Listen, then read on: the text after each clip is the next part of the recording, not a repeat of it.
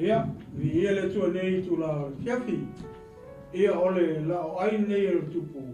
Ia e peo na masani ia fiafi te tasi. Ai le ia mataina la le tatou whasoa man taupu nei I tu lao le aso. Ia ole a tatou a mata mua I se talo. Tui atu la manoa ne a pasta mai. Na te saunia I se talo. Ia a matai le tatou whasoa. Ia nei fiafi mare ngā whalalo pasta. Tatou talo. Lo mātou to mao le langi.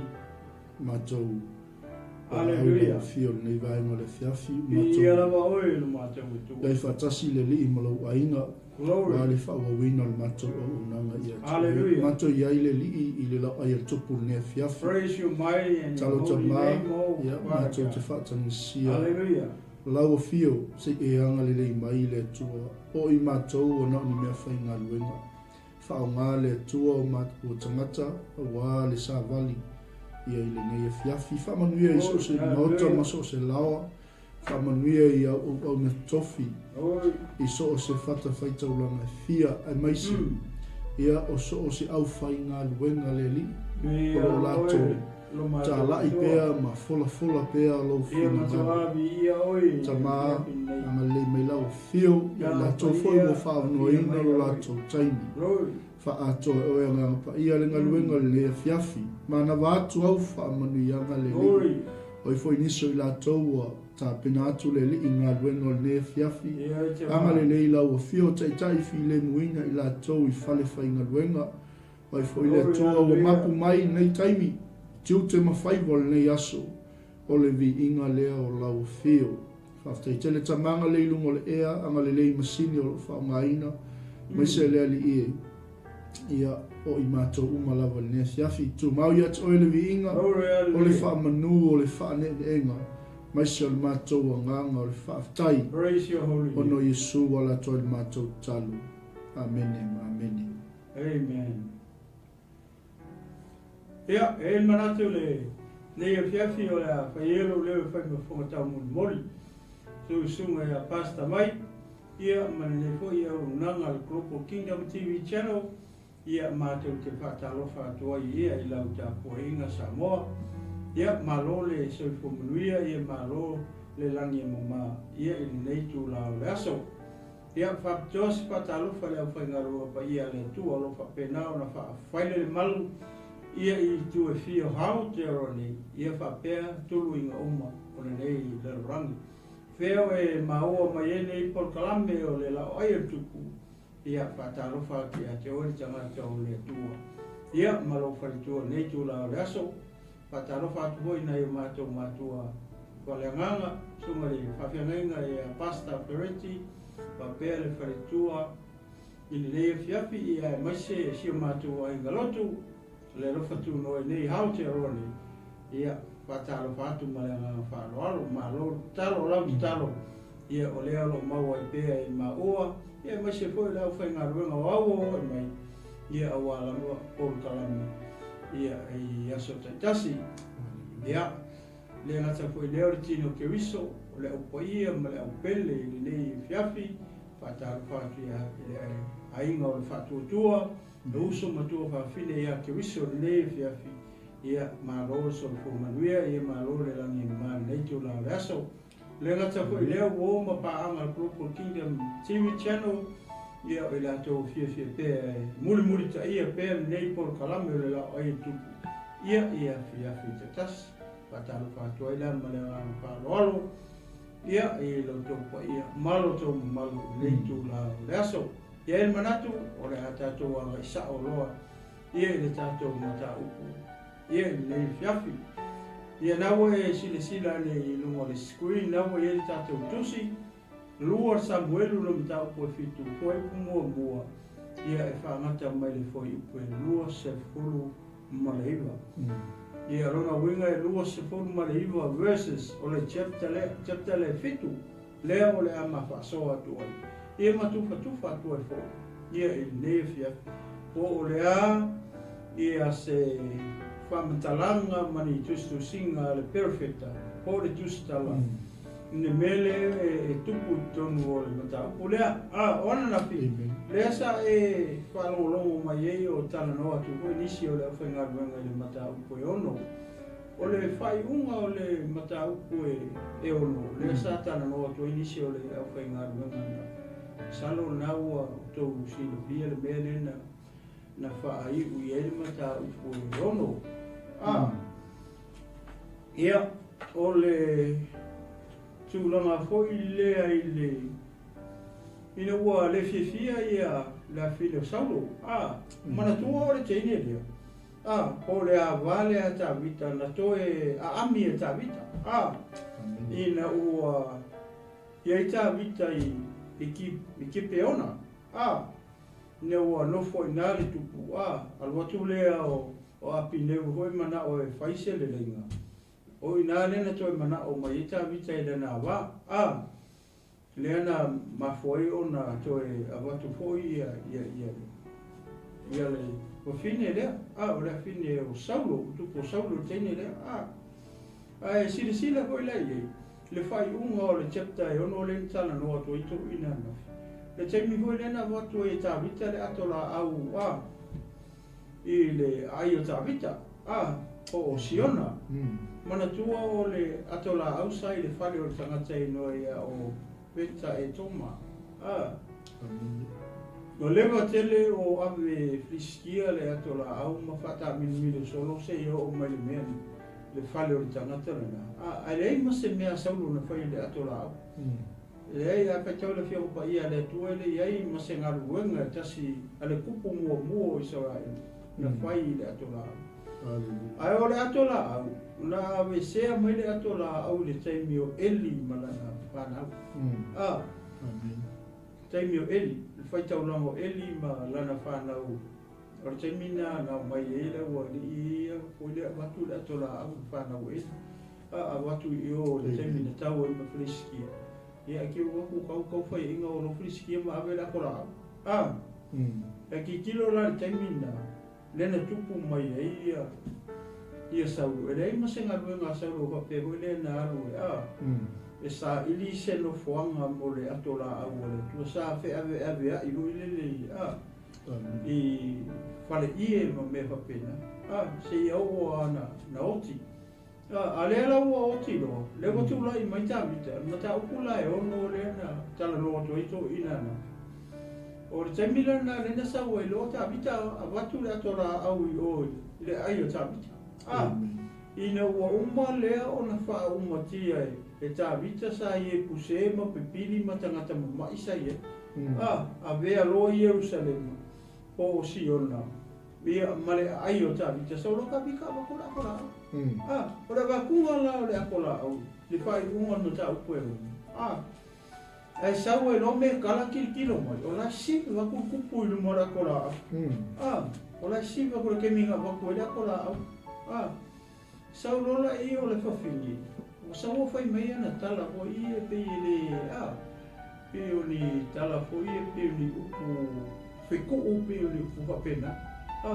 Ni upu hoi lele e wha matanga i le tupu. Pe ana upu le i whai unga le chapter 6 le wha soa tuai hoi to ina na. Ale mani o le mele i LAOAI. O le taimi lea. O le whako au mai le mea ta o le atola au. Whako o le first time le whatoa o mai le atola au le ai au. Tawita. O inga mai. Ngā mai e ka wika ke mua kupu ka wika. Wawai nei le whiompa ia le tua le mele kupu i. Ua saunge ia le pawhingi whai mai anga kalo. Wa mai o mangai anga wale. O i lele. Alo whala wela. O ngō le siwa la ka wika o le whiwhia i whawhingi. Wa mai pe o siwa hoi lele ulou sa mo mo ngisi upu whawhai ngō whiwhi o se siwa si tangata hoi lele o siwa le se i. O upu ngā le i pe ato e whamatala lele upu pe se siwa si tangata hoi lele o wha le lawa lawa. Ai matua whamakala kili i ana ngā upu ma whamanino le. O pe o se tangata hoi le ku lou pe o se ngā hoi le o siwa kelfua. I whapengau inga upo ia na lafo e me kala ia tabi. Hoi le mawhai mai o pau si tangata, hoi le wasiwa le lava la vai luma o whawhingi. O a wā ana au ona upo ia. A whameka vika le.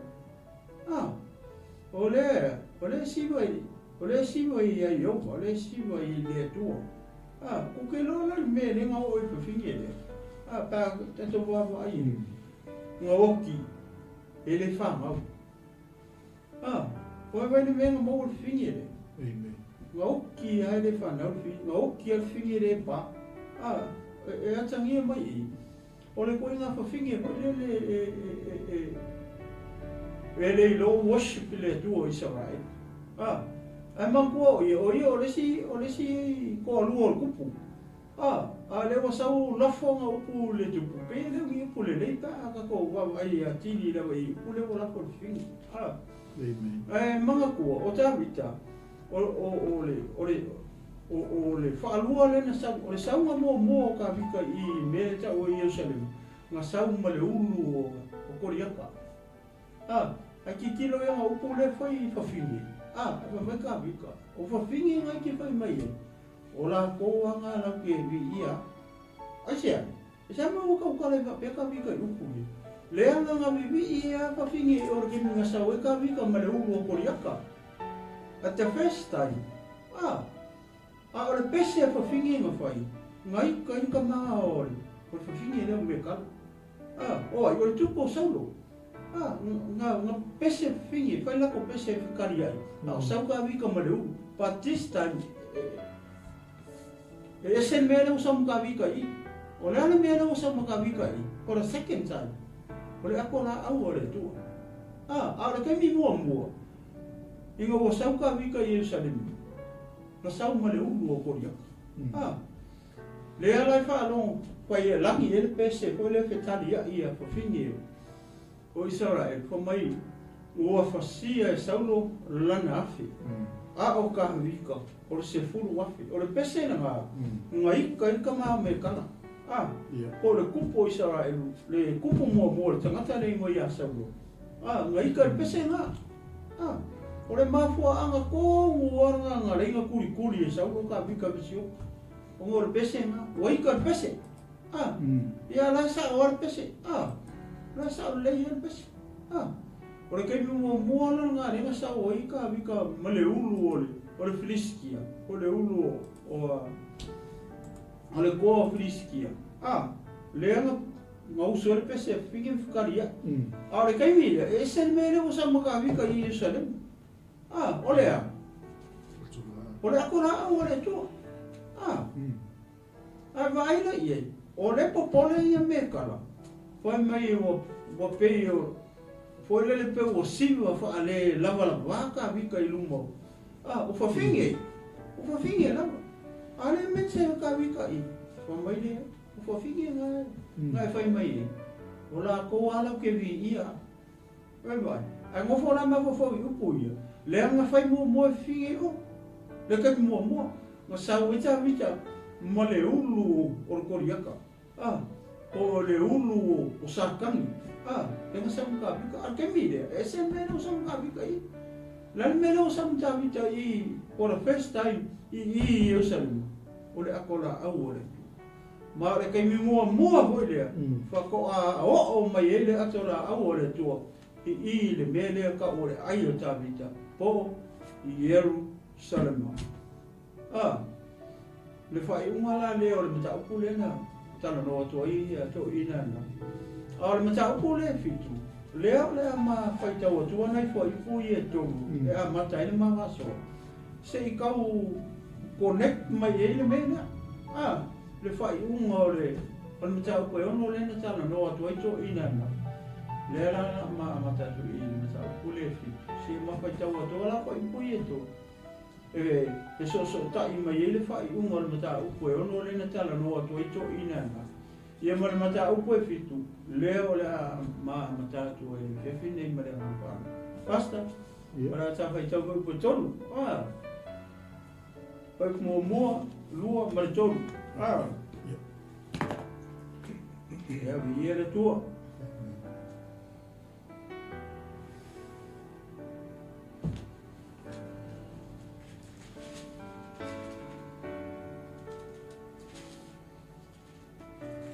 ua nofo le tupu I lona fale. Ua maua foi ia le mapusanga mai a Iova a ie waita ia te ia uma I tu umalava. Ua whai atu leo le tupu ia ngā tano le perfeta. Whauta mai ea. O te nofo au le fale a rasi. A le ato la aua le tua. Ua iai ia I totonu o le puie pui pui. Ua whai mai leo ngā tano I le tupu. O mea uma o e finangalo iai. Ma liwa ia. Ma e whaia, au wā o loo ia te oe I Yehova. Wai rei ko I pui e tō.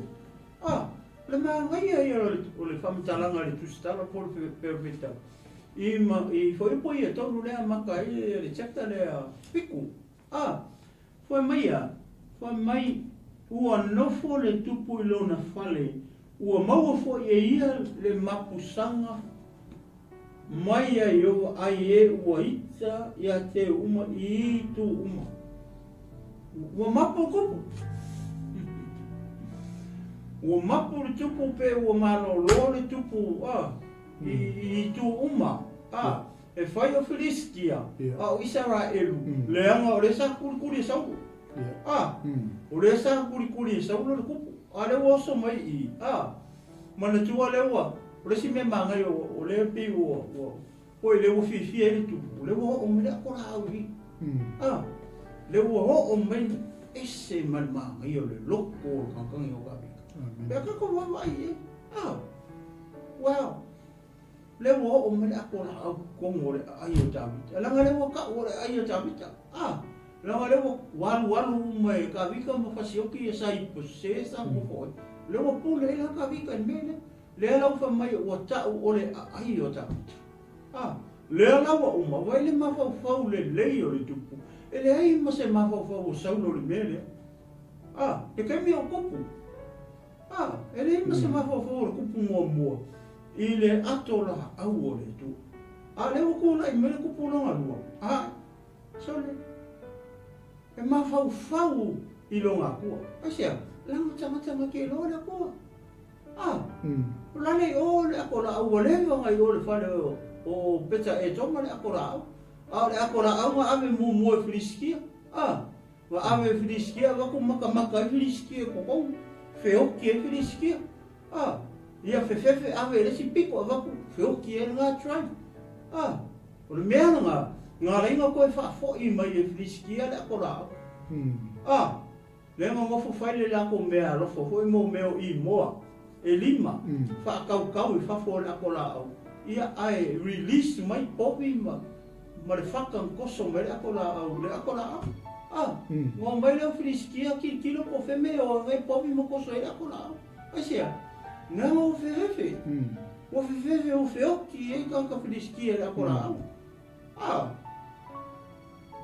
ma vai lei mo se me kasi kupu mo vai akola au kami ngau lai pa wala mere ngau wele lo kurikuri ka vika pasio ma se ukul ma ko fo la kora au la le ole ele ka wel ma ko fo lo kupul akora au le tu le wo ki ku malang kamare o apinyen ko ki ku malonga kali o iso poseta wa ele ye mo se si la ko ma ko fo la kora au le tu ngale kula I mai la ka vika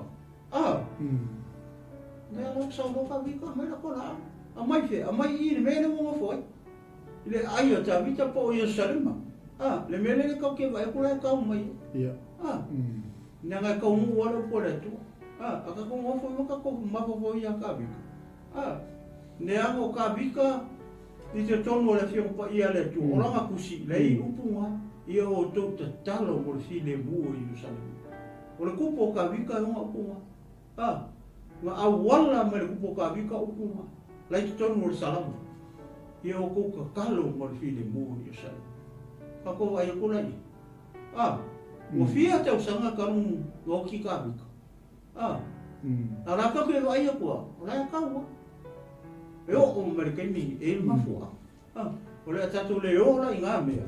A wai mamao ma tele lo na whamutaranga. A kako kurikuri halari kusina. I le lei o le mafau o le tangata le o tāpita. le wo o mai le akola au i le lopo fa ape aku yang kama sepa maloa ka ko ainga ko me mo fa kang ye koi ka ko ainga fia mai akola au le tu ngai me ka ki mo fo ya le wo ka mu mai wa le ngai o le me ya le wo ka mu mai ia ai ese kani ka ko karamo ka ko ainga mar ka ko ko family me ese ko fa pe ko ke marili pe ko ke ko le ka ko ainga por eso ko fingalu fia fai se farsa ku ora por ahora ora me nga le ko po i pasta ora me nga le na so ko vai le ma fo ora tanga ke ro le ku le fa mai i fa mai wa malo lo mapu mo malo lo ku pu io ia makau ma me ia sa vesi o le wa mofo le me ka o sioma le wa fa ingo le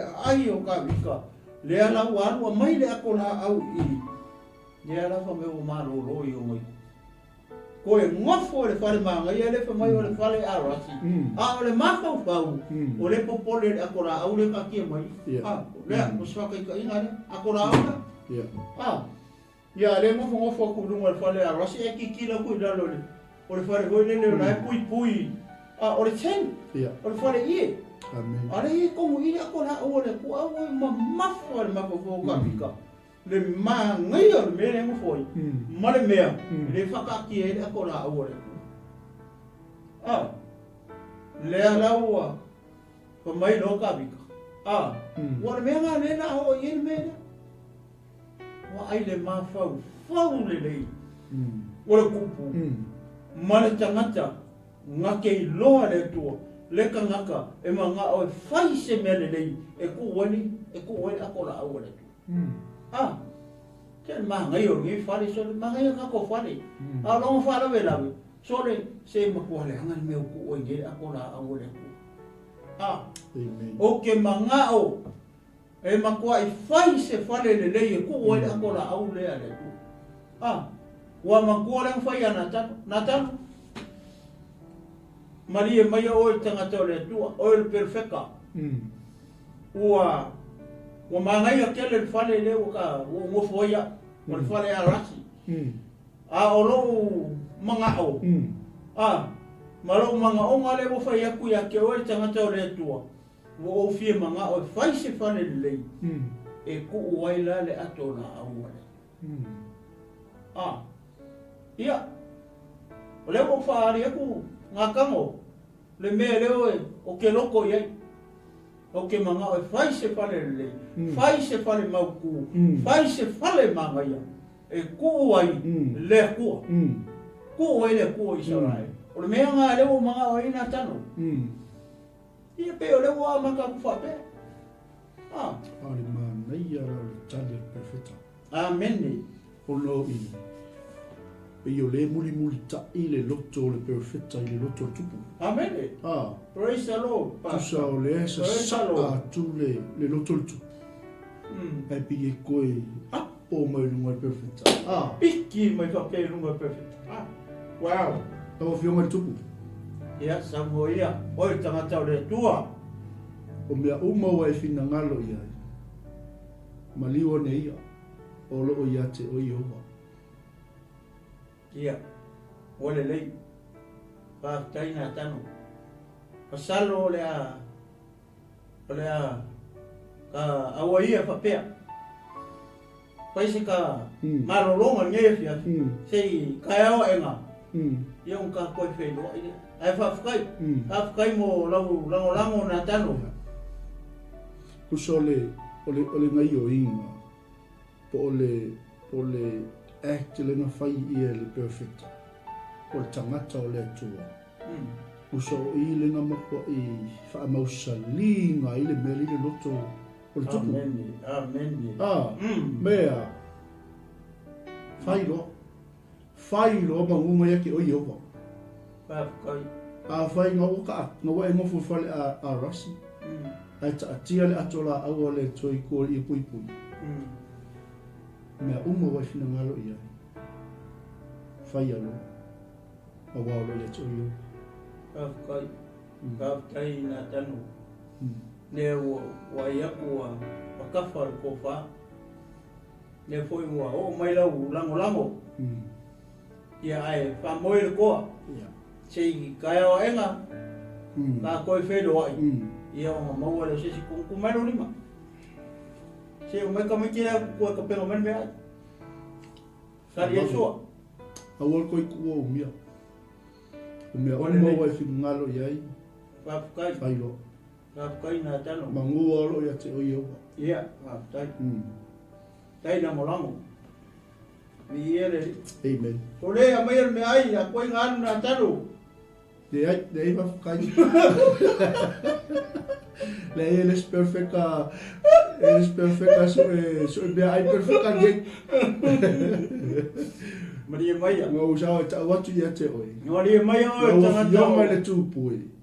Ora mea uma wa fina ngalo iai. I nā whaia. A walo ia te oi o. Kai nei whi. Ora, kai ia me wa. Wa ia nau lango. Leanga lewo mangakua. E whai se whare lei. Whai se whare mauku. Whai se whare mākango fie.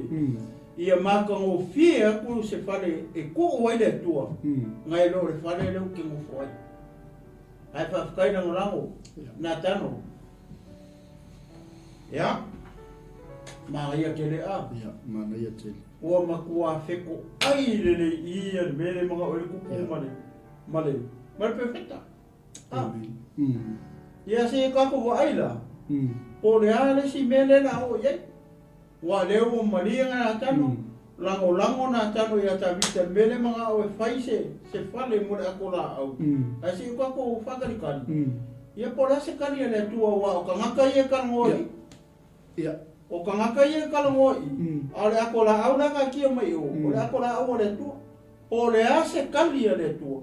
O finga ngalo le tua. O au wai le kua. Ile mele kanngoi le kupu mo le perfect. Ia. Ah. Ia ora ka o le swai. Se fai pe tali mele langi le. Ia. Le fina ngalo. Pe o le winga tonu wanga ko le Mike. Pa ki tiro le kana. E se man mangi. Mana i te. Ma ngai o ni tangata po i le se ko lue ko kongo se kalesia. Ah.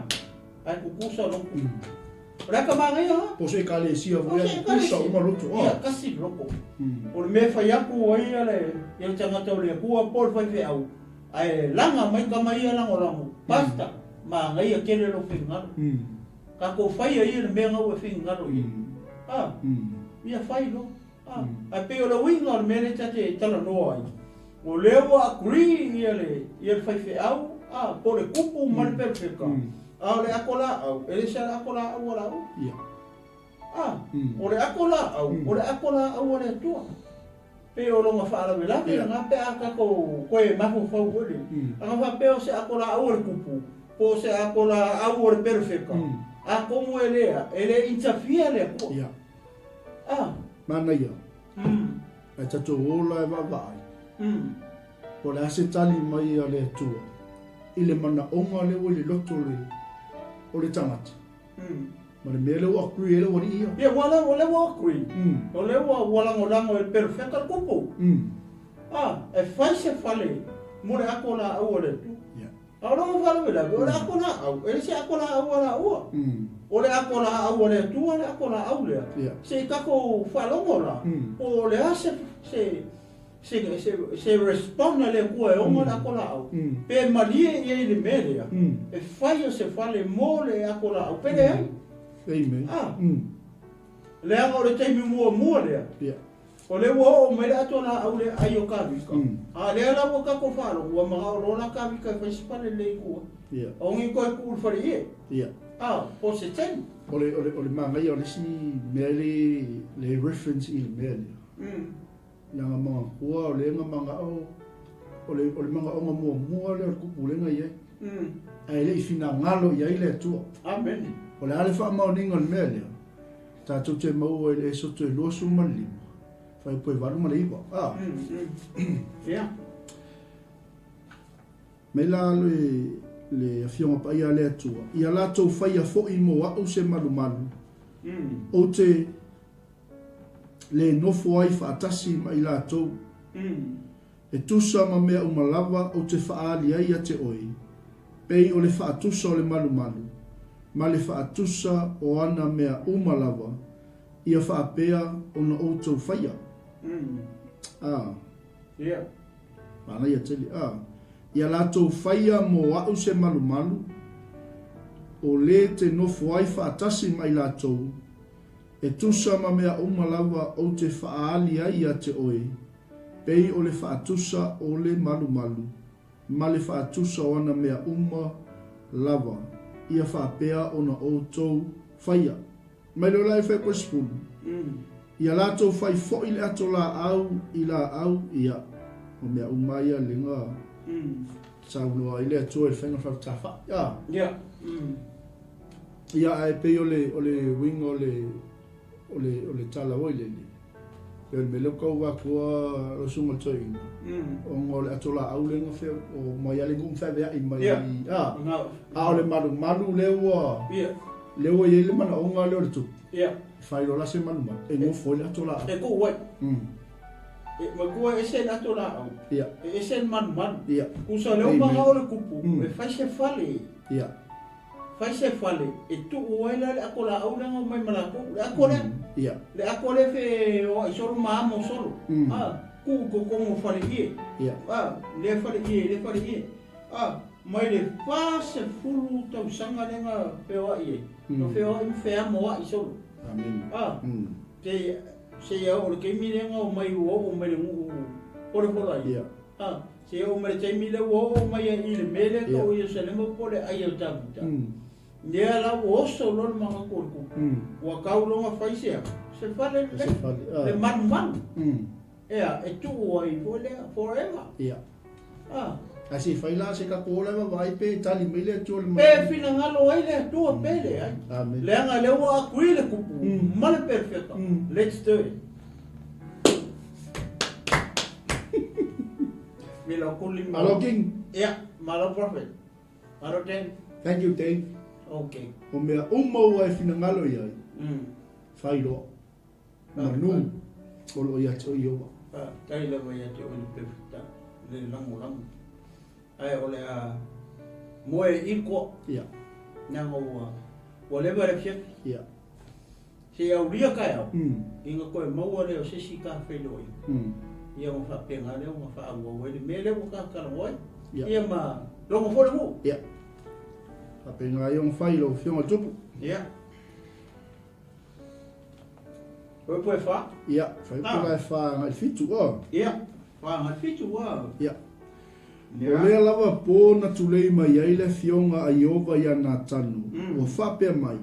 Aluia, e te whai atu i lau au no tā vita. O lo whapea o na whai mai Iova, e te whaia ea e oe se whale mo au te nofo ai. A wāu tele i nofo i se whale talu mai le aso na ou avena e ai le whanaunga i 𝚟𝚑𝚍𝚎 na e kupito. E o le nei lava aso. A ua ou whealua i se whale ie ma se whale whea veai. O mea uma na ou whealua i ai ma le whanaunga i 𝚟𝚑𝚎 uma. Pena ou whai atu ai ea se upu i se tasi tu a ingo i 𝚟𝚑𝚎. Na ou polo ai e leo i lo nuu o 𝚟𝚑𝚎. E whapea, se ale mea tautele whai ai se whale a rasi moa. O le nei, ia whapea ona e whai atu i lau au auna o tā vita.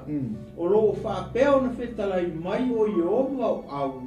O auna o au maia oe aile loto a mamoi. Na e muri atu i mamoi. Ina ia whaia oe matai i lo nuu o 𝚟𝚑𝚎.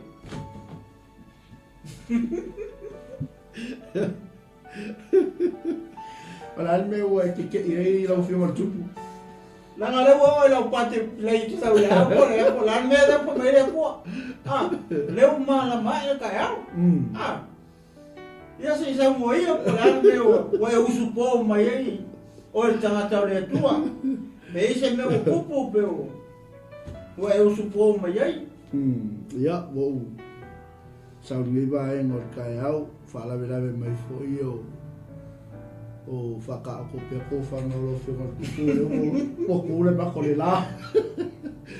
O leo o mele whiunga i owa ia tia. Ia, sau mo ia. Ia o te sau e ta watu ia te oe. Mari. O leo o mana o le tua e whai se whale mo. E mo. Tau whiunga tu. Ia, sau mo ia. O le ase. Lan me wa ngaro e ka ko ko e fie fai le mele ka ngoi pere. Lau whiunga tu. Ia, sau mo ia. Ia. O tanga to le tua. O ke le whaala me lawe fufanga riasu. Ia, le. Ia a o le whiunga i owa na o mai ata. Ia, sau mo ia. Ia o ne ngalo ia te oe. Le aso le ia o mai ai oe mai pāmāmai. Ma le aso le ia au mai ai oe tai mai lona nu. A whina ngalo le toa. Se whai se whale mui. Ai. Ia, a la toi fwoi perfect. Ia. Alwia, ele kere ngofo mai se ingo mosika ki e wai. Le ai, kawhitai. O e aso. Ngā mga kua. O kere o pere keka. E anga ponge.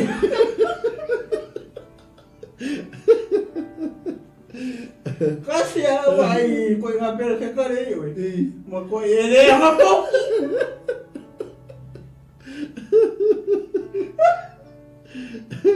O e pere keka, ai pere keka re koe ia. Ia whamalia tu lo whiunga tupu e masipole ai ngāli. Ia. Ai. Ona e olo o whiangai whai mga ruenga le aso. Se me kala ko pe marki.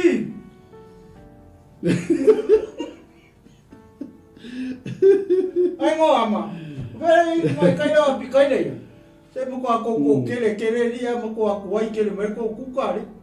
Wa ko le la ko ya ro perfect re mo le no mga ba e sei. Kali so aki o kaya. Vai nga ka bi kai ko wa. Ele eu te me perfeita com perfeita.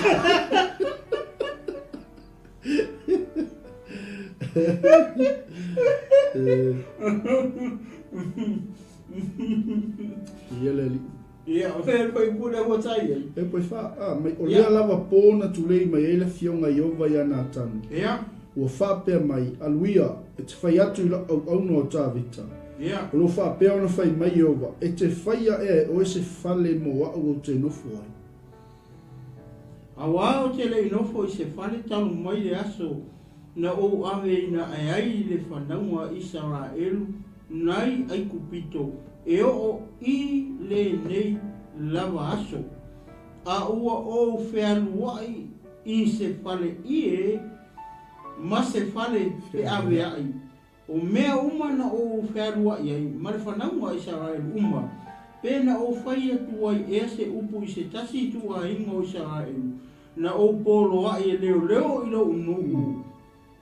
O Israelu e wha pesea le mea tau te le whai i se whare a rasi moa. Ia. Wai vai Mata na mele me. ita. Ia, wai vai mele o tali mai le tua. E le o kali mai le kua e kusa mele mele manga oi e perfecta mele kupu. Amen. E makoa i mamao ai o skari o kali le kua. E fōinga mai. E le o fina ngano i opa le kua Israelu. E fai se whare kua oi le akora. Ia. Ai sea, lewa mai kalua le aso o mai ai o ko mai ai ku piko. Se ia o mai i le aso ngi. Se ia o mai le aso ngi kawika. Manatano. Sa ua, o mele kua sa ua. Sa u whearua lua i, sa ngofo i whale ie, ma whale lo ie. O le mea e o Israelu, anu ele kua. Skara whale kai. O le mea ngofo i Israelu, e ngofo ele kua. Amen. O le maalie na o le mea le paki kilo e kusa mre. Mo upu ia wha i loa ele kua ia. E whoringa mai. E le o au le kua e whai mele. e leo le fina ngalo leo le kua pe o le loko le kupu mal perfeka e fai le pale mo le akola au never mai kele I fai aku ai sesi o I kua inga uma o 𝚟𝚑𝚍𝚎 e fai se fale moa fai se fale o ke mo foi ele ai ma se kala le kua fai I try kuma me a me fai la se fale mo ia o lalo winga le me ele fai ale kua I try kuma me ma le ngu o 𝚟𝚑𝚍𝚎 e fai se manu manu o se fale pe o me le manga o ka vika mal perfect e ku wala le akola o le akola o le akola tua le o le ngu ma fea mo I lunga le ko I lunga la ko o le akola tua o ku la fongo o le akola tua o le mangai o le akola o Yesu Keriso le mangai le nga fio I fo mai le langi le fo mai yo ale ono pa mai o io le resto na fio I fo mai le langi le sei kom o le aka o kura fongo o le aka o le tua o le manai o le aka o Yesu Keriso o fe sei le ko kongo o le aka la au o fe ala me o ile ngue o ama o le koa wai me va pe le sa fai ngu yo mai sala e kilo kilo kuala sa e fo le kupu o amoni ai ngalo ya la ko le la ko o kua le ai le kongui le la ke o ma mo la ko kua le kongui le ala fo mai pe fo ringa mai ni upu ya le tua le fai fa ku ya oi ngalo pe fo ringa mai ke no mala mari na talo upu I fa ku ya oi ele finga ngalo le tua fa se man mangkua o le wa e agree me no va ko o le manga ko ele se manga ko na tano please ava kamo la moramo mangkua ra fio mai le ko ele sa le kupu sa ya oi sa perfecta e o perfecta le ya le kupu io o le ko perfecta kupu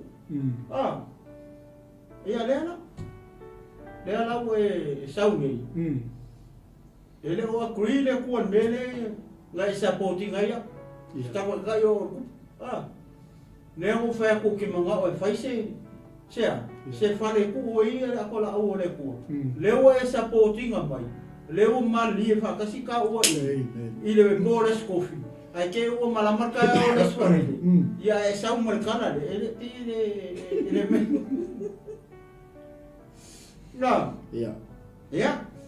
e ko ku le so o le manga ya me ka karmoni o le so nga mela fe po va no male le ala fa au me ale fina ngalo le tuo I lona tali mai mai o le nei ia fa pe ona e fa atu la au no ta vita amen o lo fa pe ona fe tala mai o yogo au o au na o mai ya oi ai le lotu a ma moi o mga sa fo le ya na e muli atu I ma moi ina ia faia oi matai lo unu o Israel amen mai nga mo le mai le fe ko iba sa o ia fo ia te oi mea umana e alu ia le vai e ke le nga e alu ia mo sa ma kala mai me nga ia I wale ma o fa o matia yo lupa ele va pere ka ngwa la mai e ka ngwa mai kau nga sa le ka mai kupu na ita ia te oi malava na o faia fo I mo o ele ngoa mamalu pei o ngoa o ali I te tele ile lalo langi saulo kingia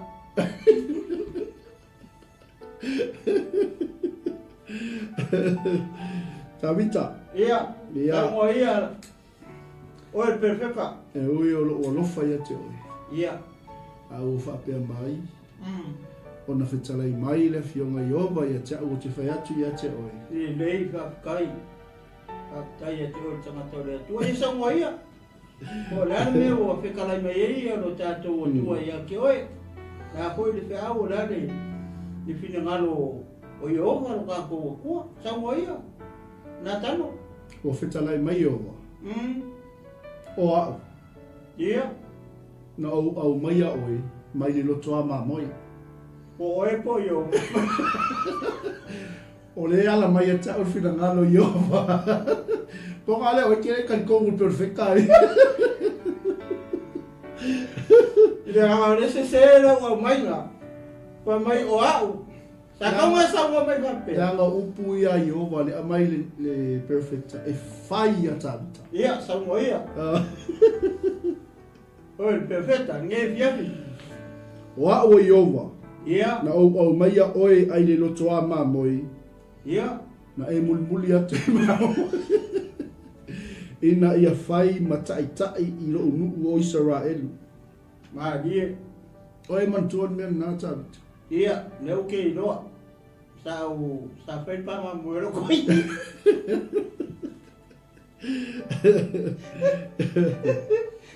Leo o whetalai mai le atua. Ia, sa mo ia. Na iai ati oi mea malawa na e alu iai, na e wherua iai, na e lafi ai, na e sola ai, Ai, mongi ma na e tangi ai, na e fia ai. Tai, mongi ma whamaongi ia. Petalai ngā le tua ua. Whakau au pia ki oele. Perfecta. He mai le fionga iowa, tawita. Ia.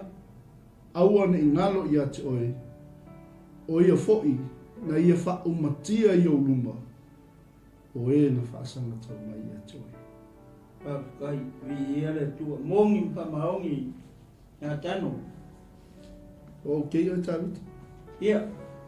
E se me o tupu tawita. Le ai manguia. Ai, sa mo ia. Leo o whetalai mai, Mal fe au ma. le fionga le atua, o te whai atu i ate oi, Ia. o le a ia whaia se ingoa mamalu mo oi. Pakai. Pakai, ngā tano. Te tiro mai o mata tawita. Pongale o kere kan kongu perfecta. E pei ono whetalai mai o Iowa, Ia. o le a ia whaia se ingoa mamalu mo oi. Tai. E pei o ingoa o li tele i le rangis. Tai. Aso i po. Ia. Asu. Pau ngā upu. Ai sa mo. Ere uma ala whaangata mai. Ia. Pakai. Ngā tano. Be siri a leu o whalonga kui. Ia ke ori tangata o le tua. Le foi we mariu mai ma. Momori mai le fe aua. Alokako wa kua. Ia o au ia e. Oke. Karia ma le loko maua lalo mea. E mongi le sanguanga. Malfikalai ngā alokako wa kua. O ia ngā au mai au papovi. Sa foi ngā luenga papovi. Papovi a iona. E li fai bai le toa ke kei ngai fai ngā luenga se papovi. E le whapea ngā mamoi e. Ia. E mapovi. Ia. Ia. O ngā rasa foi ngā luenga i e sa ura whikalai ngā re tua. Ne foi lau lomo malamanama. E mongi ia le kua. Nā o au ke lo le kua i sa lai. Ai papai, ia pe isi si mea o e fiesa moai ai. Pe isi me o ngalo. O e lana kai moa le la kai moa i pe pai uwa mai i o moa le a pai ese moa. Pe isi si ngō ke ngō i pe o ke alo alo moa le, alo moa le o pe whangau. O te wa aia toi o whoni. E ke reo waka o suiro i koa mea lea. So wano o te saili le tua. Po le are ngoi whai koa ia. Mai na whai pasipulu. O te tu atu fo i se mea nofo ai lo nu o Israelu ma o tuto ina i lātou e maua i lava i lo lātou lava nu. E le toi whanga e tia i lātou, e le toi whaasawa fo i ia te i lātou o e a mioleanga e pei o ana mua. Ia. Mas fumatas. Ia. E a fua mai le aso na autofia ai whaamsino e pule lo nu o Israelu. Ua maua fo i e oe le mapusanga mai a te au. I e na ita i a te oe umalava. Ua tau atu fo i e yoga i a te oe. o le a whaia e Iowa sou a inga. A inga. O pu mai o lau whi awari. So, o le maa ngai o le mea li. O le misi o pui. O le ke vi o pui a le mo fi e whakarikari e. Ia toa pia le tai tāwita. Ia sa ngoi. Anga o pui a lo fi wharongoa. O le whasol tu le fionga Iowa ia te oe. Pei o le mea le ua o mai i na ua o me le fionga Iowa. Ia te au te whea ia te oe. O lea ua fola mai e le tua. Ma polo misi mai e le tua. Ia. Mea uma. O le aia whaia moa. Papai. Pea mana o le. Ke maha o ia. Ma e so ai.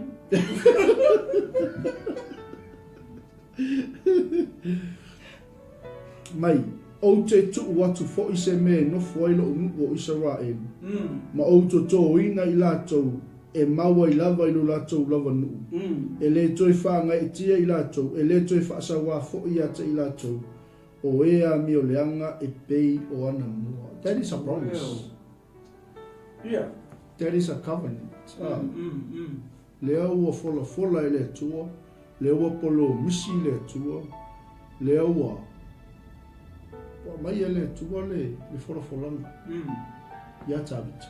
Amen. Lua, e a fua mai le aso na outo fia i whamsino i pule i lo unu o Israel.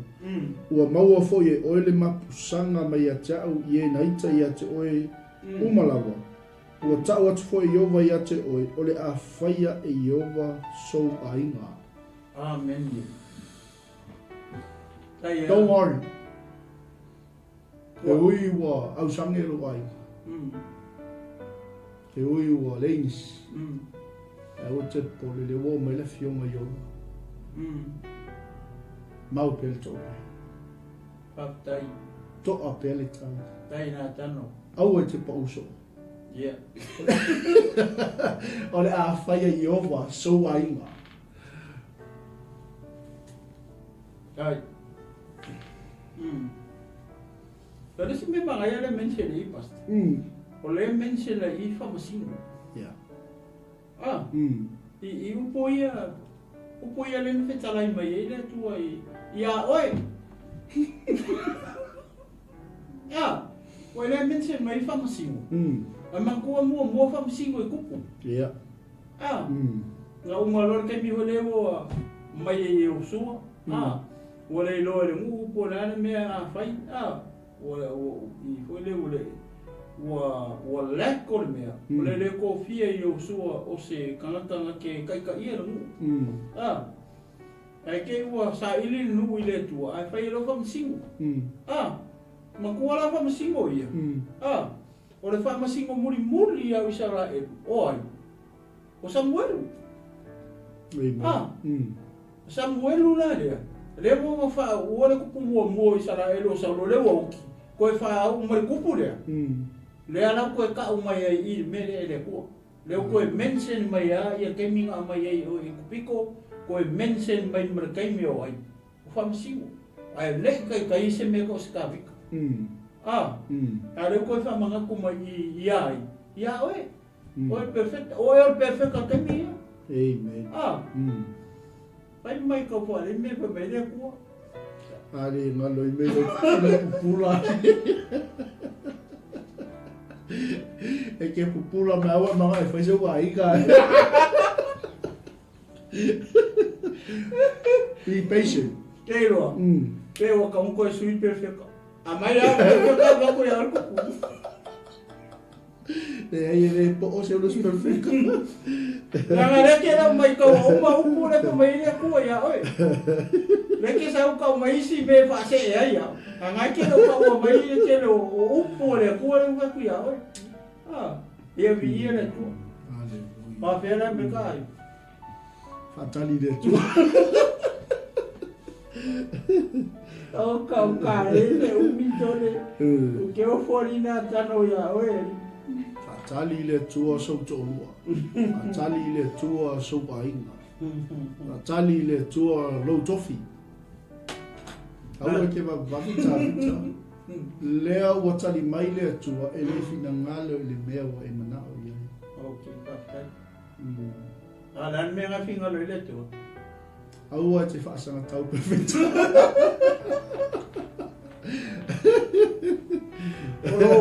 Ke sawa ka mea Peke amur kupu. Ole la failo ai. Ama kor ke media. Ole ia. Ia ino ama. Ma api kaila. Mai. Ma mekala. Ole ia kupu. Le voy ke media. Amen. Mera le voy ko ya oi. Perfecta. Que le vivo ko ruo no.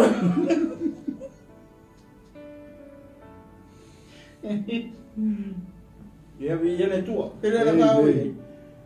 Sumalua anga sumal fitu. Ia. O ila sumalua anga sumal fitu. O lea ua ila lela amatua I tala ma ia ele tua. Ia. Tala ma ia ele tua na fulfulanga ia tavita. Le mere la ma ele e o la tavita. Amen. Ia la ka fekam.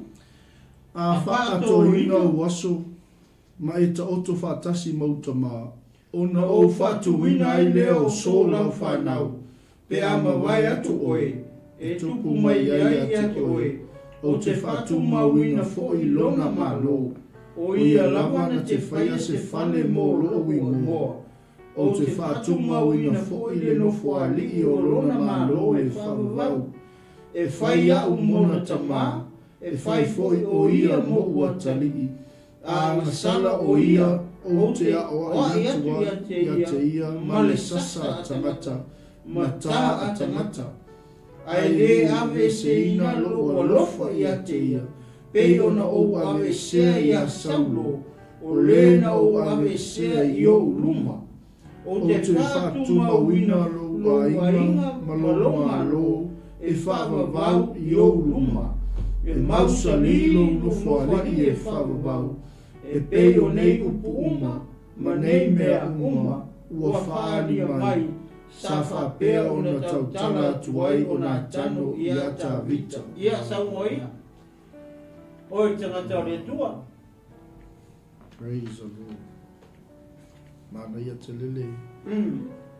Le whaalawa I te lenga mengo le whina ngalo le tua I le tangata o ta vita. Lea la basta, o la bekala, lea la wa mensen mai I lea kua lea. Le whainga o lea, o le whali. Amen. Le whali le mga o e ka vika.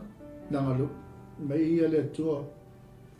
David no, le mga o mea ai mga oi. Ia, e se ale, e se a ia manatu maala o tangata. E se fine ngalo le kua. Leo pambela fio pa ia. Pa mai e maua lunga le langi. E whape ngā o ngā maua lunga hala o le tu malonga whinga ngā. Ia o ka kōkangata. Ia, e le kusa ia le. Amen. Whina ngā ro le tu mo tātou manatu. Peila mene wa akui e le kupo man perfeka. Ia le wa kali me le kua. E mkua mambao. Pasta. Ia sa ngoi, o ale mga ia. Mai a wha atoa ina waso. Ma e ta oto whaatasi mauta ma. Amen. Ona o whaatu wina I lea o so lau whana. Amen. Sala pelo wale mga o lea tui a tawi. Ia. A le ufina ngalo. O seisi o whangau. Ia. O akawika. E tū lai man. Ia. Ngā te whai ala whai. Ngā te whai ala whai. Amen. Pe ama vai atu oi, e tupu mai ai ate oi, o te whaatu mawina fo I lona malo. Wow. Es o manatu al tangata o manatu I o le atua. O ia lava na te whaia se whale mō loo ingoa. Wow. O te whaatu mawina fo I le no whaali I o lona malo e whawa. Al manga ia I o upu al fiompa ia le tua. Le whai mai e whai ia umona tama, e whai foi o ia mo uatali. O me manga ia le I whai paso morfa.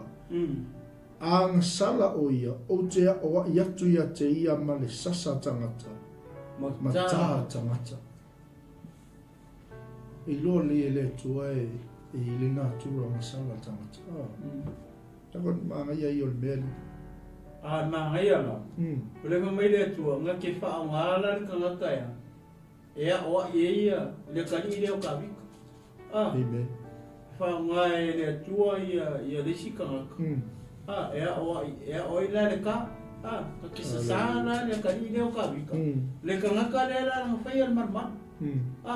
Po le fali. Iya. Fale le la fai mole ngo yongo le ko Israel. Le mo ko ikaw mangingo mai ai. Amen. Ia le lo po.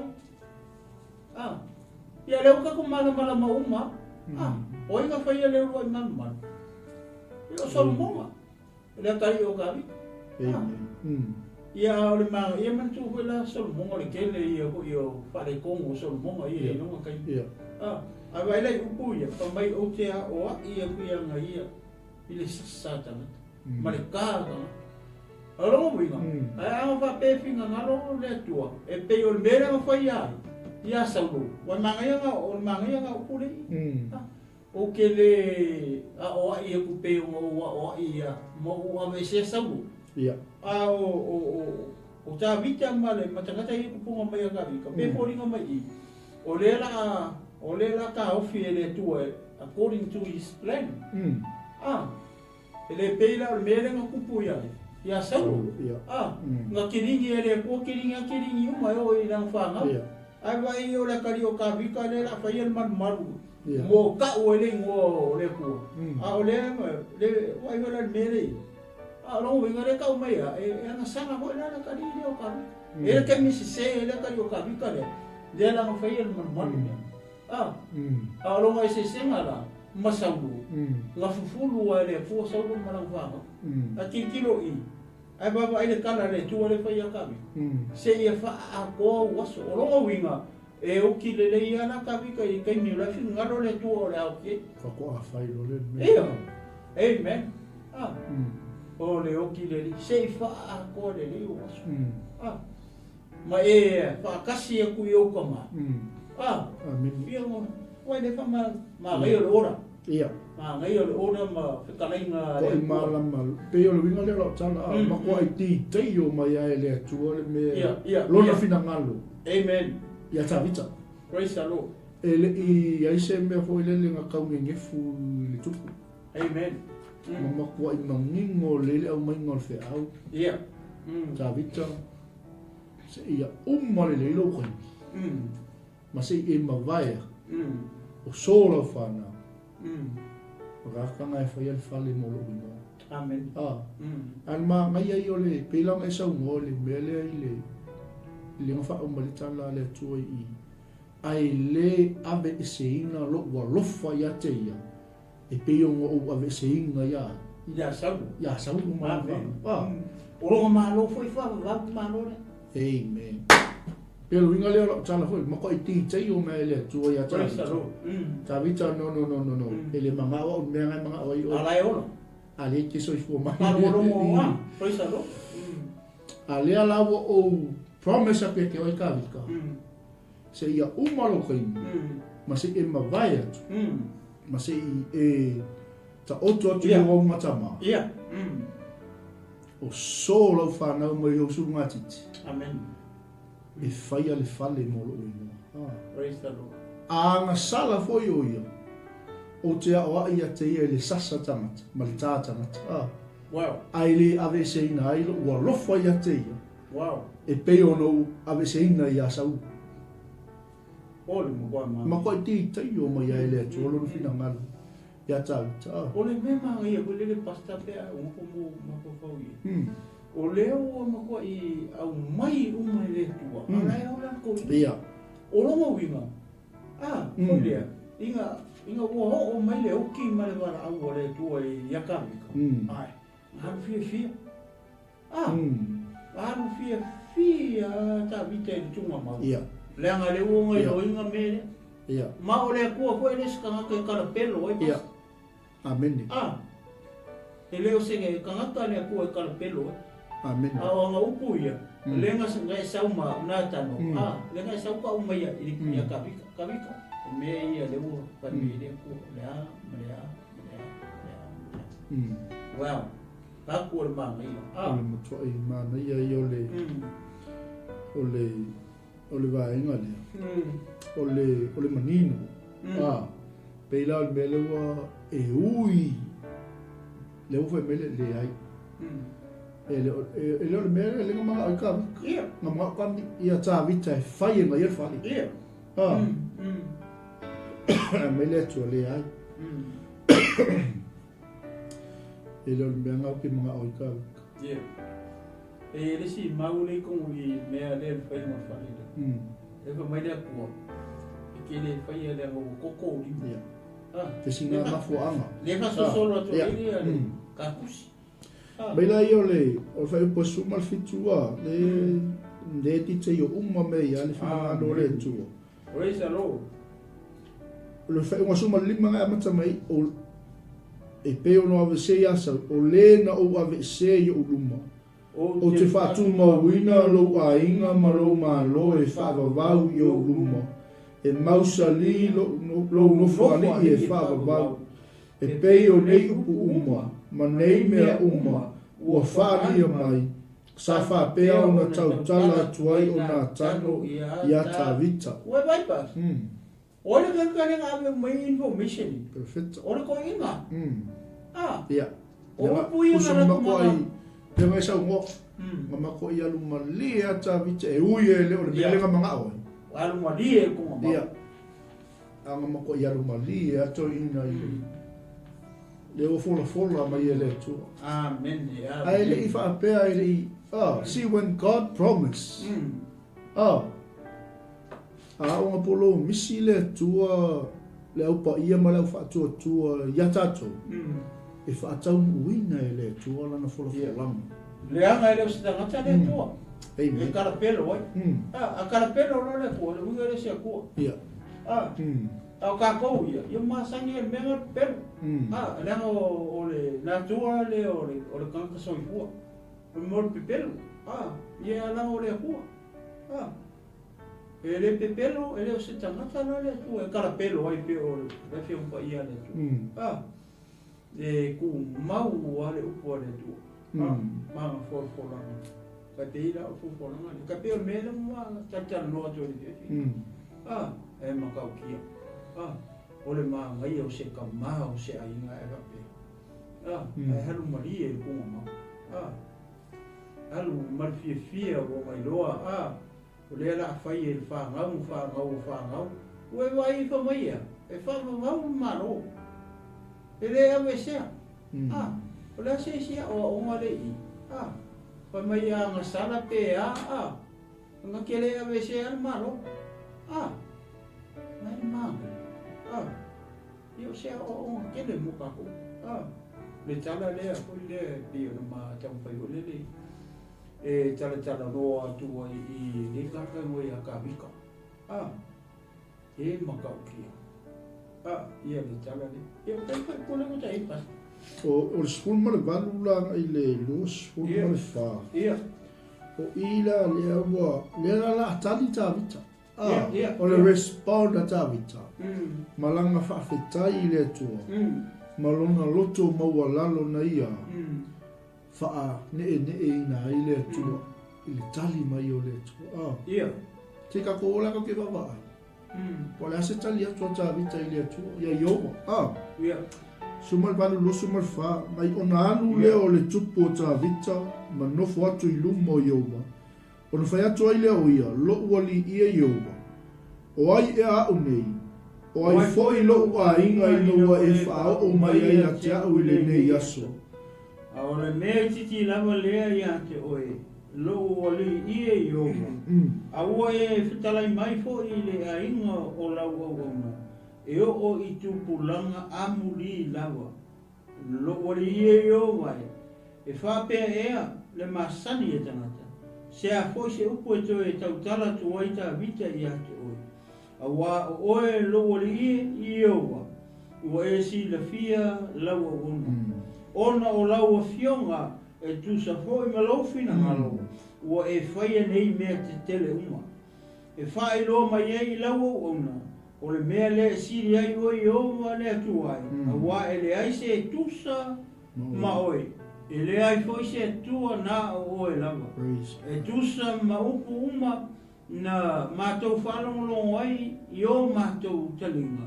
O ai ea se tasi nuu i le ralolangi. E tusa malau nuu o 𝚗𝚑𝚍𝚘𝚡 langi. Nā whio mai ai le tua e la vea i a te la tau e whai mona nuu. Ia tau ai lona tuafa.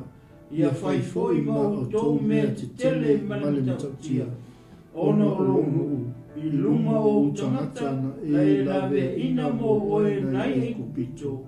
O nuu ese a toa maola tau atua. O e whatu mauina mo oe o lo nuu o 𝚗𝚑𝚑. E whai mo nuu e whaavavau. O e foi o Iova. Ua whai oe mo la tau atua. O le nei, Iova e le atua e. O le awhionga na e whetalai mai e i lau au ona. Malona a inga, ia e whatu mau lea e whaavavau. Ma e whaia e pei ona e whetalai mai ai. Wow. Ma ai a upo ka vika a.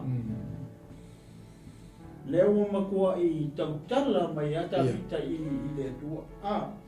Mai i le foi upu le skulu malevani. Nga o maanga na fai atu perfecta a. Foi lele ia ka vika e oso mai lor foi upu skulu wani. Fai mai ona alu atu le o le tupu o tavita manofo atu i luma o Iova. Vai le wanu i luma o le kua.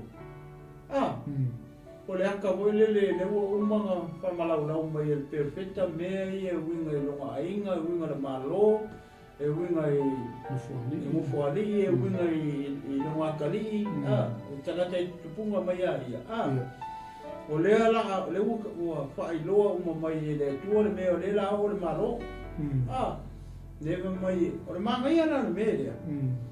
Leo fa mai ka fika po le welo a ta vita e fa va u malo le la o mai le ku ai i no ainga le foi pu le la loi o le va pe o le me titi la o le ia te o lo o li i yo a o e feta la me foi la inga o la o e o i tupu langa a muli la o le mele e o i kupulanga ma o le ainga. Le mea na le pe o mea le fola me le tua i le malo. Le e whawau le malo. Le alau malo ka ua koe nā tano alu lo makawika i lumo le kua. Lau alu e ka kala mo au le tua. Kau kala koe le tua. I mea mai e le wha malaulau mai e le perfecta. Lema mai oi e a nei. Oi au. Oi foi lo wainga. Ina we fa o mai a tia u le nei aso. Aole me titi lava le ia te oi lo li Iova.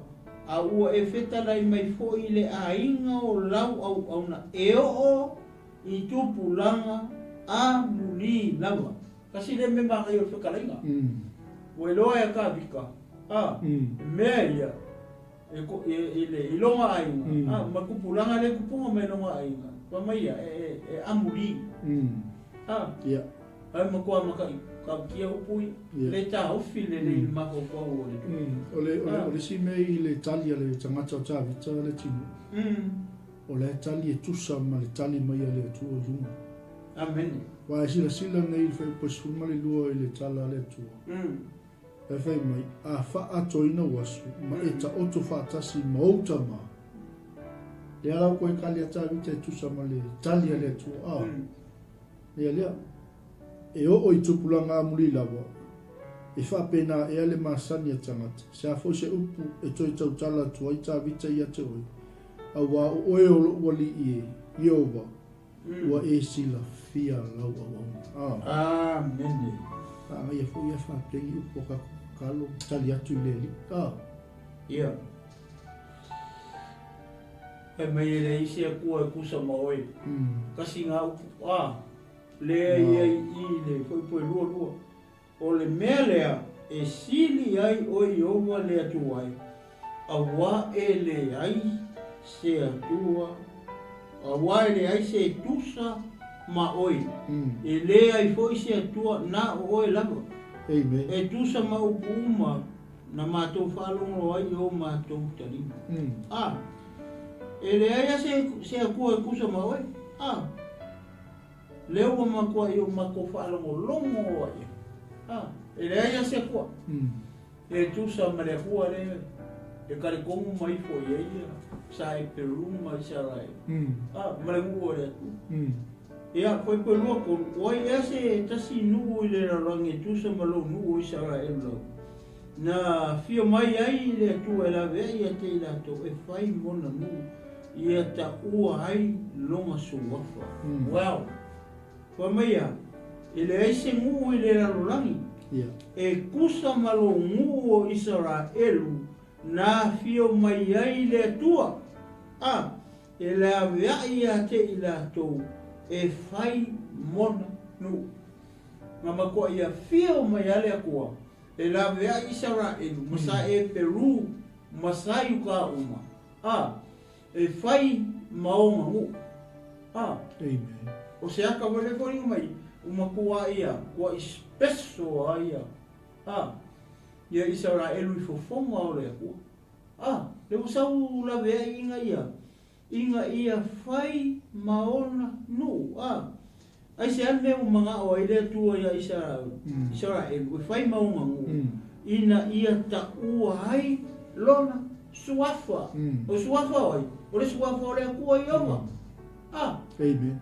Mele le wana inga whiri le tua Israelu, e whai maunga ngu, inga ia ka ua ai la, le suafa o Yehova le tua Israelu. Awa ale se ngu, ia rongo inga le mwhinga I loa ia. Ia Yehova le atua. Nā le mele wa fio mai ia ia le atua. E la vea I Israelu. Ongo le mele ina ia ta ua ai lona suafa. Ia e whai maona nu. Ia, kaso solo I lalo apas. Koe fia ngau I. Losu mawha. Ia. Wa e whatuma wina mo oiolo nu o Israelu e whai mo nu o e whawavau. O e whai o Yehova, o whai o e mo la tō tua. O le nei, Yehova le tuai. O le awhionga na e whetalai mai ai I lau o wauna o lona ainga. Ia e whatu mau lea e whawavau, ma e whaia, e peio na e whetalai mai ai. Ma ia wha maluina lo suafa e whawavau. O lo whape ane, o Yehova o au, o ia le tua o Israelu, o le ainga foi o lau au auna o tāwita, ia whatu mawina lea I o luma. A wā o e Yehova o au, le tua o Israelu, o e whaali mai I lau au auna, o whape mai, o te whaia se ainga mo oe, o le mea lea, o manatu ai au lau au auna, e tatalo ia te oi le nei tatalo. O le nei, lo wali ie Yehova, o e lava le atua, o awa fionga e whamaoni lava ia, o e whetalai mai foi lava o auna I nei mea le lei. O le nei, ia e fina ngalo, ia whamanuia le ainga o lava o auna, ina ia iai o luma e whamavau, a wā o oe lo wali o Yehova, o e whetalai mai, o lau whamanuia mai, e manuia ai le ainga o lau au auna e wha wavau. Ia wai le amtanga o le, o whai upu lea e luas fulu male, fitu. Luas fulu male fitu whai uma. Mele le peo na tam whai e tala pe le fiafi.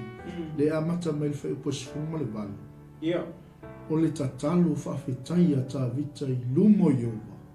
Lona atua. Amen. O na o mea te tele la ia lewa umona. O na fola me Yehova mo ia. Ma lona ainga. Ma lona no foali I e whawavau. Le ala o whai umalosu malfitu whai me tala a tā vita a. Ia. Mai o le mea lea o manatu ai au lau au auna e tatalo. See, this is a prayer of thanksgiving. This is a answering prayer. O te talo ono wa tali le tua. E tusa malona manao. E ui e le I a kui e le tua le meanga. Na mga o tavit. Pa o leo koe kali kavika. O makwa ke lea o mea i o fora mai e lea tua. Koe keli. A o mea umalawa. E whaalia i le mamalu o le tua. E whaalia I le silsil esi o le tua. E ala whai mai. O le mea lea o manatua ia ulau au auna e tatalo ia te oi le nei tatalo. Mai ai lunga sumal valu I ngata I le yo sumal fitu. O le wha umanga fo e mtao. O le kakara. O le maa mai o le tatalo. Ma ko I alu o ta vita I lunga o le kua. Ia ngā ngufu. Ia ma ko le mo le tua. Ia le o ma lo kana le perfect fa ma kana ko perfect kan mele o ka penga le tua fai. Alu lo mar ka ma lo I le ku. O la fa fa ia. Ma le fa ia ku oi e a o ma lo wai. Amen. A wa le o kali mai le ku I. Praise the Lord. E tu sa ma u ku ia na sa ma perfect. Umma mai anga lau mai me umma alu lo ma. Ma ta vita I lunga o le ku. Alu lo le ia fai na o le fa fa. Mareka karo lewa pa ia ku wele le tua me uma ia se yo ala I o fa uma chata ole makwa manga ia wai lo le e tavita ne mele fina ngalo ia le tua fai ia la ku wala manga ku wala manatu fa kanga manga ku fa kupu kanga o ia kupu wa o Israel ala nga ke malama le leia I le mawalunga ku ia I o le kupu Israel. O ia ongo lo la tu. Praise the Lord. E ala o maluma fa tai lu mo le tu. E kusa ma me nga sa perfeka ma uma. Pa makalanga uma ia o le malo o lo ngakali. So na fa ngauma me uma ia se o nga e moi le ku mau me uma nga lau mai praise the Lord. Ia pe le manga ia nga o le tu si le ma le pai uma ko le ai manga ia mo le tanga ta ko le ai nga ke lo le nga ke na ia talia na ia talia ia le fetala mai le tu ala ina pero perfecta e ui le nga kuila support nga ia le perfect but o le sila le tua ne ia ese amen ia le la o saurola ia le tua le perfecta sau perfecta ia ka vika le o ngai loa uma mai uma information ai makua mele manga o ka vika le manga o ka vika fa fale fai le man hallelujah ale ka ule lei mai ai o so la fanga nga ke fai le fale mo lo piwa praise the Lord ia ko fa makala uma mai ia o ke me fa ko ai waso le alu makua ia ko fa foi ku mau male ia o leo fa mtantala uma kwa me I ku aku o mele bala ia ke oi lau fa ngau o le malo e fa wau e ku mau o lo ainga ia la wan ka vika fa ye pa kai o ai ia o malo ainga o e mangaku mai wan ka vika fa kai makakalo ile pa kai ile tua o fofona me e pesa o le koe pa la ku ni e pasta le tua ka kuwa tau le mata tui skama I vai nga le tinu ia wai kuno o le mana ia te le o tatalo tanga tau vita a tatou silsila la fa upu e loso maluma loso maleiva pe yo I le o matua I loto tau tala toi ta vita male loto tele I le atua ia e faia ia e fa tau wing e tusa malo fina ngalo a se o ko ke foi foi pelo sumatas o o koe mangkua kala pe te ruele le nga whaia Yesu. Ona o lau whetarainga. Ona kua ele upenga i. E ui o au o le whaiwhaiwa o le o ngā samini. Pa Yesu, ona o lau whetarainga. Ale whai mai ia tāwita i le atua. Ona o lau a fionga. E tusa fo i malofi na ngalo. Mwa ai e. Kusanga makua i ngā e ka vika mai ia. Ma whape atu le atua o aia. O ai lo pa ima. E wanga men se lunga i kunga i koi. Mai la ia. Wa lunga i le kua. Ona o lau a fionga e tusa fo i malofi na ngalo. Ua e whaia nei mea te tele uma. E whaai loa mai ai i lau o auna. Wow. Mai o lai whai koe losu mai wanu ma losu ma le iwa le whau ma tatum tau. O le nei lo ua li ia Yehova. O oe lava le atua. O aua fionga e wha maoni lava ia. Ea pea mai sa umua. O po tuspa ia ele o se tangata le atua. A fula fola le atua e whatau uina le atua. Mai la i o tāwita. Usal mele ke mga afuele le tuli le fiafi. O le responda tangata. Amen. Ona o laua fionga. Whai mai la i o lusu maran. O aua fionga e wha maoni lava ia. Ua e whetalai mai foi i lau au au nei nei mea le lei. O le nei ia e fina ngalo ia wha manuia le a inga o lau au au na. Ina ia iai i o luma e whaavavau. A wā o oelo ua li i Yehova. Ua e whetalai mai ai. O lau whaamanuia mai e manuia ai le a inga o lau au auna. E whaavavau. Mea la le mga au kakoe pai e. E whaumalu tamtau. Leo ki klea e tā vita. E ua ngofo i luma o le atua. See, sometimes e o iskaka pe kaukuli kakaro. I mean, sorry, kaukuli toa tuli. Kaukuli i le se mea armei. Awa e la ngona lo le kaime ke kakaro i le atua. Whanga umwa. Oi. Pole peke ko kuli, peke ku, peke ngofo. Wewa ele a makanga talo walu ko nofo i luma o Yehova. Tiklea lo e tāwita. Le atua e whaamaoni lava au o fionga. Ia, malanga mwharoa. Pasta, whaktai leanga o le lo winga o le tāpu. Ka pia mele ki Samoa. Tato wawa ai hoi lele ni tangata la wanu moki ngoa. Uanga, le uanga claiminga upua le upua le kua. Ia. E se apea mo ka whai aku, hoi le, lenga o tato. E lo le kaimi hoi lele kauke loa e kauke ui popo ngā, ma whainga ka mangi mea hoi. Kako fisilingia lo le atua. Ia vai le mele mga oi le tupua e support mai e perfect. Mga oi fai se fale. E ku oele akola o le tu. Ai fai e kua kai pe mele ka share. Ele o finga ngana nga le tu. Nga o le tu ala nga si le fia le mafu anga. Ele fai e ka vika se malu e ku oele ngai mo. Onga o mea isi la mea nga le ka pa solo. Ma kua ka vika i o tangata o koko lima. O kere ka o oki lima o tāwita. Ia pe o le maunga o le awha so solo tā matau. Ke longo le mea nga le whai o tāwita le manuma. O le sila le tua. Le koe ngā mea. O le la whai le manumalu e kuo ele atola au le tua. Awe ka ngako fia se pulu le oki lima. Koko musa. Ia. Pulu koko musa. Ia. O le mako i kene. Ia pe o le tūranga. A le mea na mangi e hoi lele ia.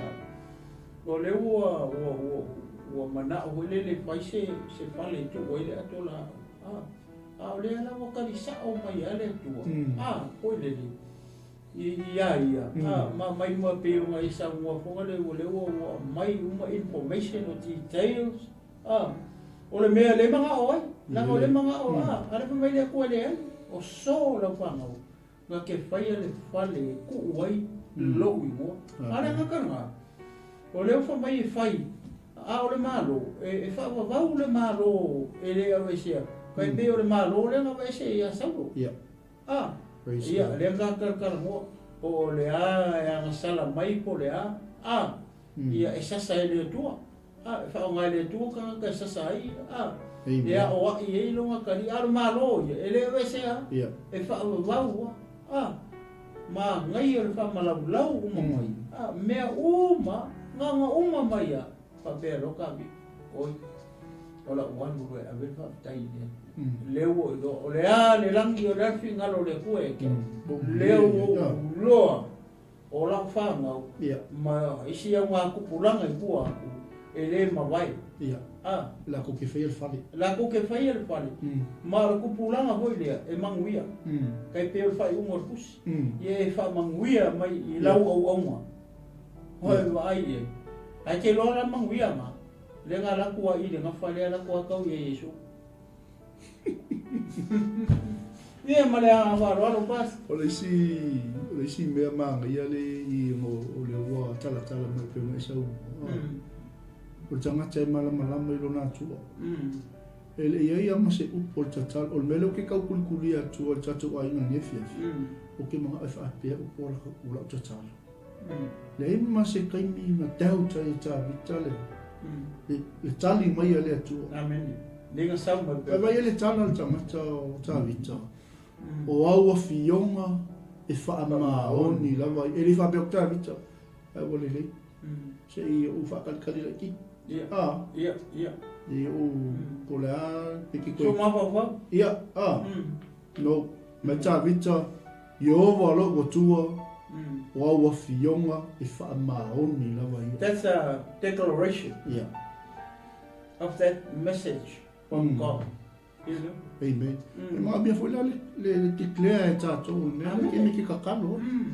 Ta maa pe o na e whetalai la upu. E whaamaoni la upu. O manuia lo ainga. O manuia la whanau. Amen. E au kai maa kuan kakalo. Yeah. O le wa masio lo mai lungo sa taulo mea I. Amen. Au nei aveseina le tātou pokala melefe. Ako ke le koe kau kakalo I le tosi whamanuia ma. O manuia. Declare. Yeah, just to declare. Ta maa e whaamaoni o whiama. Hallelujah. O manuia lo ainga. E moni lo alofa. E te le tu ua. O molo ai o le alo kavi. O mo ia malia ta.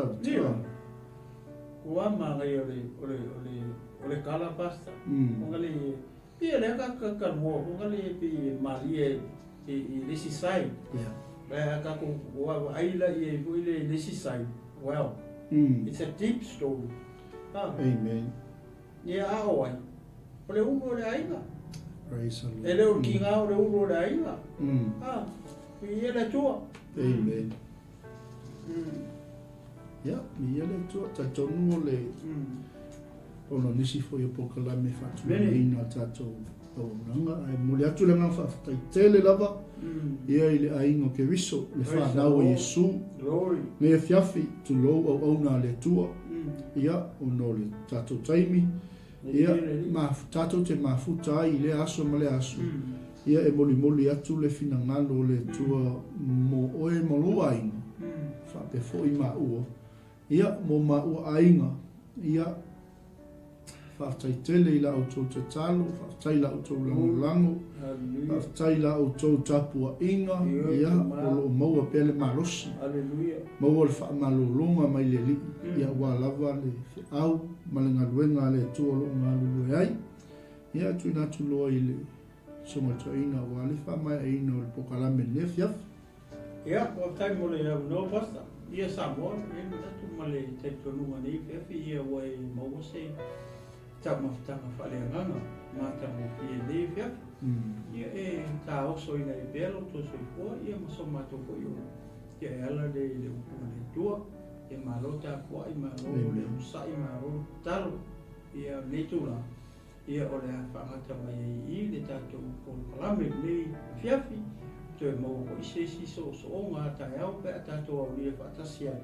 Ia I le alofa mareanga le tua pēr tai to elo to so kua I so mātou wola, ia alofa ngia kore le tua, ia malolonga i le poana nei ia mau se mo file mo ina o pui marukia no ia o no tato uma ia marukia foi ia le tino keriso ia ma le au fatutua ma le au paia ma le au ia i le toto o le tamai mamoe o le toto o le whenui fou o le toto le eiso na ina le eiso no manu inu ia o le toto o le tato o Yesu Keriso ia ai mai atia nei ia misi poi ia le sunga le whawhengaina ia o le a whai ua tuisi talo pupule ia tato manu o le nei whiawhi ia whaftai tere ta mamu o upu o la upu lawa le a o ai matou ia o ai ei matou whatongu ai i matou ta maa ia o mai ele ngā ruenga i le atotoa au o ona la foiatu i la wafio ta maa nei whiawhi ia whapena ona e whamalamalama ia la upu i ai whanagalu maloto e meseo lau e kanisia ma le upa i e nei whiawhi ta maa ia lawe ina se nganga molo ma loa siri o la whamalo sia le tino keriso le ngato nei whiawhi a waso uma mātou te whalongo ai la upu ia whapena ona tā oso i ai i mātou ta mau ma talo se upu o ma tautala i o le tusa ma lau whaafonga ta maa whamangalo mai i ma ua o au i alu marimana lau upu nei whiawhi ina ia o atu i mauta malao a masi o ai o whinangalo maloto ia o atu fo i tonu o to ese o lo whapena ona nofo sala i nisi o sio mato o tunu i le whare pui pui le ia o ngala upu ia la vea ina aina i mato uso lo whapena ona nofo sala pea i to ese ma le whare pui pui ia le ngata i leta mai ia o atu i tonu o mauta ngase ngase ia le ngata i leo mauta malawa o i nato uma o whata autoria i mai o tino o le atua mata taitonu e le fuifua la upu pa i atu i ei lau whamalolonga le whiawhi nei e ala i lau o e lava nei whitalai Yesu o whalama lava ua malolo ai i mātou whamanuia nei atunu o mātou nonofo ma au mau ai whamanuia si o mātou atunu pele o Samoa le tamai tai pale mia malana ka peneta malana whainga malolo mātou atua ia taitaina e le whatu atua ma le file mu mai lau a fio o le ami o tonu e taitaina isi o mātou atunu pele o Samoa au a se manuia mo a tai au mātou atua tama e le mwhai o na mātou whaangaloina Israelu mai Yerusalema nei whiawhi pe o na mātou mata atu i televise i te tonu o le aipa ia lo mātou atua ia o e lawana e whatonu i mātou te tatalo mo le file mu o Yerusalema te maa o mātou talo ia tuwaile angelusiri ma le peruafi e fe liu wai e leo Israelu ma Israelu uma mai ona i tu uma mai sasahe masisifo o mātou fo i masaute ia tuwai le angelusiri ma le peruafi e leo ma pui lo nu ma le aipa ia o Yerusalema ma Israelu uma lo mātou atua oh hallelujah praise your mighty and your holy name oh Father God se upu o mātou tala i o le tusa ma lau whaafonga ta mawha ma ngalo mai i ma ua o au na whamanuia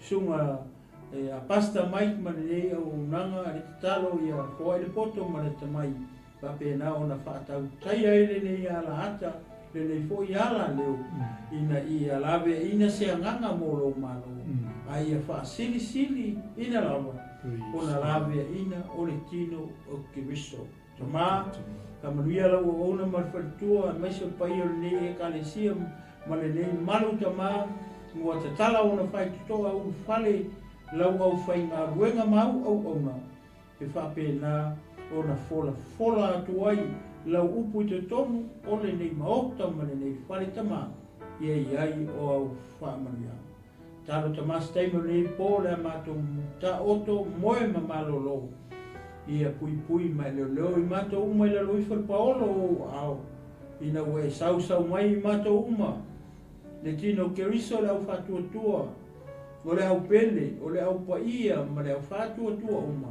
i le totu paia o le mato li o Yesu Keriso Le toto le ua mātou te talo e nei fiafi mane nei po whamangalo ai I mātou le a ingo o le whātutua. I lo ngō Yesu ua mātalo mwala au atu ai nei. Ke le mamau alunga sofi inga nei māso umai o atu I le whāwawau. Le whāwawau e whāwawau lau. Ona o Yesu. Amene, ma amene, ma amene. Ia ia le tua nei tu la fiafi, ia mai ata nei, le tinu malo pomfolo, ia whapea foi le sunga ia pasta Mike Bureta, ia mate whato whātu Samoa. Ia nei tu la fiafi, tō whasoifo, Samoa. Amen. Shalom.